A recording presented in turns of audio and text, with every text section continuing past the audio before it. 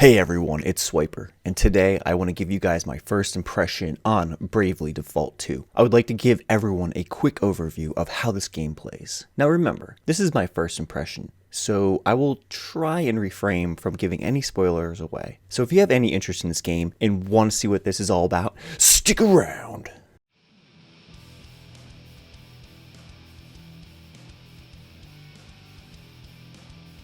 I don't know about you, but whenever I look at RPG games, or any game that requires fighting and leveling, I always focus on four major aspects: the leveling system, the combat, the exploration, and finally, the story. So just to give everyone an idea, I've never played Bravely Default 1, so I'm looking at this game with extremely fresh eyes. So let's get into it.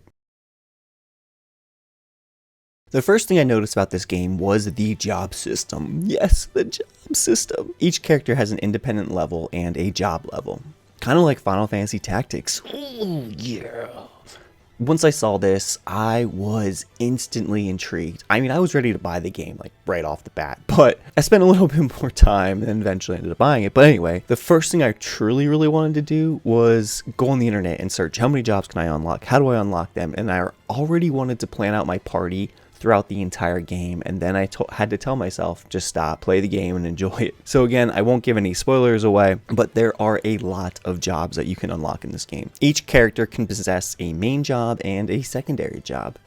I believe you can mix and match them and build a class the way you want. I love this kind of system because it allows you to create a custom class. Now don't get me wrong, I love when developers create a game and the class feels optimized and it feels really powerful, and it feels good, and your party members just work together and meld together very well. But there's something to be said when you can take a bunch of characters that you play and make whatever class you want and explore this game and unlock things and just enjoy what you've created personally.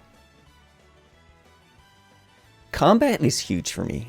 I mean, if you talk to anybody that knows me, if I don't like the combat in the game, I typically am very close-minded about it, and I like to think I'm pretty open-minded about games, but combat has to feel good, has to be fun, and it has to be comfortable in a sense of where I can pick it up pretty easily and it just makes sense. Like I said before, I never played the first iteration of this game, so I had no idea what the default and brave system was. And it was pretty intriguing once I started to learn about it. There's a little tutorial that teaches you how to do it, so if you are as unfamiliar as I am, don't worry about it. The tutorial's nice and explains everything to you pretty easily. You also will encounter a boss later on in the game where you kind of have to use this efficiently to get by. At least I had to. So, quick rundown of the system. If you default, you basically defend. And this builds up brave points. By building up brave points adds more attacks to your arsenal. So essentially, if you default, you get 1 brave point. The next time that character goes, that gives you the opportunity to spend that brave point. If you spend a brave point, that allows you an extra attack. Now this also works kind of in the reverse. If you brave without defaulting, then you have an extra attack, but then the next time your turn comes around, you have to sacrifice and not be able to attack at all. So you can see how this can be a risk-reward system, where let's say you can kill that enemy with 2 attacks, you could brave and kill that enemy in 2 attacks, but if you don't, that means the next time the enemy can easily attack you and you won't be able to attack back. Another aspect of this game that I like is the vulnerability aspect. So yes, if a mob looks like they are primal, like a primal to fire, you use Blizzard on them, it does extra damage. Now I know that's not something new, and I know a lot of games do that, but I've been playing too many modern MMOs nowadays where they have taken that mechanic out completely. So it feels very fresh to me, and it feels very nice to me, and it adds a little bit more spice to that existing fight.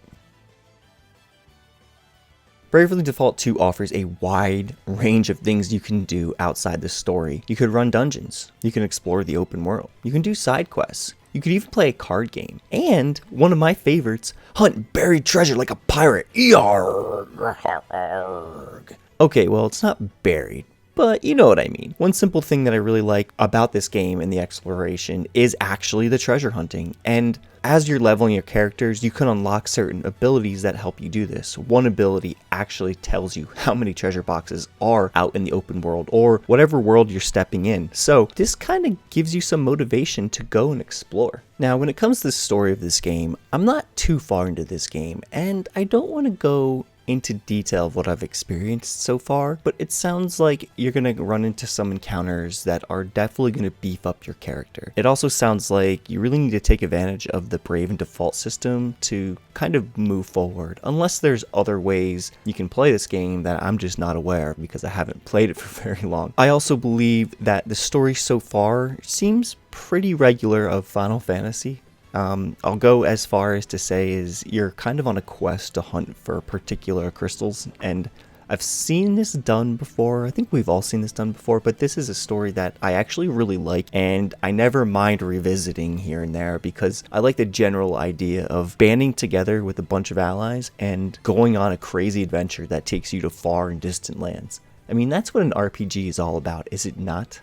Overall, I really enjoy this game. The combat is fun. I'm interested in to see what other classes I can unlock, and so far the story is pretty good. Like I said, it's kind of generic, but again, I'm only a few hours in, so I'm sure a lot more is going to happen. I can already tell the characters are pretty good. I like some of their personalities. I've had a few laughs. We're probably going to be introduced to even more, which should change the story and make things a bit more crazy. So I really look forward to doing all this stuff. If you are still on the fence about this game, you can check out the demo. You get a couple hours to play the game, and once you meet that threshold, they basically don't allow you to play. And one thing to realize is if you're playing this game, like through the demo, don't go too crazy because it doesn't carry over. So if you were to play the demo and then buy it, your progress does not carry over. So if you're still on the fence, check out the demo. If you like the demo, go ahead and buy the game because I'm sure you're going to get a lot of enjoyment out of this. So what I'd like to do is play this game a bit more, come back and give you my overall impression after I've gotten much further. So I hope everybody enjoyed this video. If you found it helpful, please hit that like and subscribe button. Thank you guys so much. Have a great day. See you next time.